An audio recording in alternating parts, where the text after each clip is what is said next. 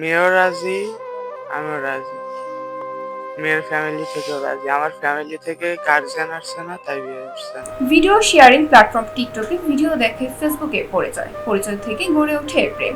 প্রেমের ইতি টানতে বিয়ে করতে এসে মেয়ের বাড়িতে অনশনে বসে যুবক। ছেলে মেয়ে এবং মেয়ের পরিবার রাজি হয় এক পর্যায়ে।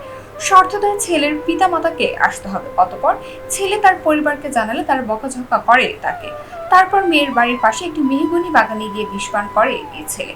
এখন তার ঠিকানা হয়েছে হাসপাতালের বেডে। তবে মেয়ের পরিবার এবং ছেলের পরিবার কেউ খোঁজ নিচ্ছে না তার।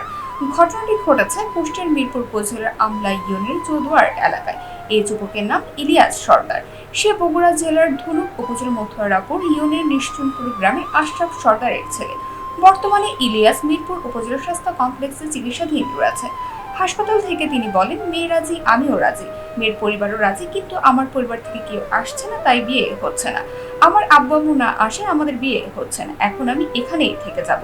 তিনি আরো বলেন, আমার বাবা মার বকাবকির কারণে আমি আত্মহত্যা করার চেষ্টা করি।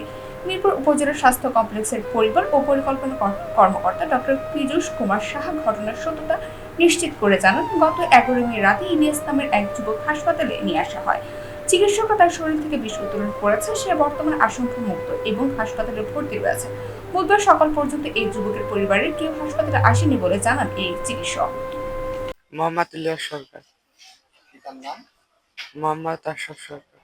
বগুড়া ধনুক থানা, মথুরাপুর ইউনিয়ন, নিশ্চুনপুর গ্রাম। ফেসবুকে। 1 বছর। কবে আসছেন আপনি দেখা করতে?